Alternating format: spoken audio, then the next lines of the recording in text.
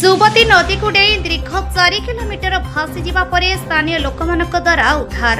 କେନ୍ଦ୍ରାପଡ଼ା ଜିଲ୍ଲା କଳାପଡ଼ା ସେତୁ ଉପରୁ ଲୁଣା ନଦୀକୁ ଜଣେ ଯୁବତୀ ନଦୀକୁ ଡେଇଁ ଦୀର୍ଘ 4 କିଲୋମିଟର ଭାସିଯିବା ପରେ ସ୍ଥାନୀୟ ଲୋକମାନଙ୍କ ଦ୍ୱାରା ଉଦ୍ଧାର ହୋଇଛନ୍ତି। ସୂଚନା ମୁତାବକ ମାର୍ଶାଘାଇ ବ୍ଲକ ଆଖୁଆ ଦକ୍ଷିଣୀ ଗ୍ରାମ ପଞ୍ଚାୟତ ବଉଳାଙ୍ଗ ଗ୍ରାମର ଜଣେ ଯୁବତୀ କୌଣସି କାରଣରୁ ସଦର ଥାନା ଅନ୍ତର୍ଗତ କଳାପଡ଼ା ସେତୁ ଉପରୁ ନଦୀକୁ ଡେଇଁ ପଡ଼ିଥିଲେ। ସେହି ବାଟ ଦେଇ ଯାଉଥିବା କିଛି ଲୋକ ଦେଖିବା ପରେ ଯୁବତୀଙ୍କୁ ଉଦ୍ଧାର କରିବା ପାଇଁ ଜଣେ ଭିନ୍ନକ୍ଷମ ହାଉଡ଼ା ଯୁବକ ତାଙ୍କ ପଛରେ ନଦୀକୁ ଡେଇଁଥିଲେ ସୁଦ୍ଧା ଉଦ୍ଧାର କରିପାରିନଥିଲେ। ପରେ 3 ଜଣ ଯୁବକ ଦୀର୍ଘ 4 କିଲୋମିଟର ପହଁରି ଉଦ୍ଧାର କଲେ।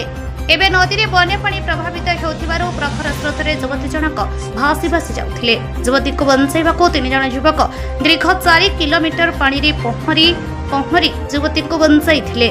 ଯୁବତୀ ଜଣଙ୍କ ଅବସ୍ଥା ଗୁରୁତର ଥିବାରୁ ତାଙ୍କୁ କେନ୍ଦ୍ରାପଡ଼ା ଜିଲ୍ଲା ମୁଖ୍ୟ ଚିକିତ୍ସାଳୟରେ ସ୍ଥାନୀୟ ଲୋକମାନେ ଭର୍ତ୍ତି କରିଛନ୍ତି। ନଦୀକୁ ଡେଇଁବା କାରଣ ଅସ୍ପଷ୍ଟ ରହିଛି। କେନ୍ଦ୍ରାପଡ଼ାରୁ ମନୋଜ ଦାସଙ୍କ ରିପୋର୍ଟ, G24 ଓଡ଼ିଶା।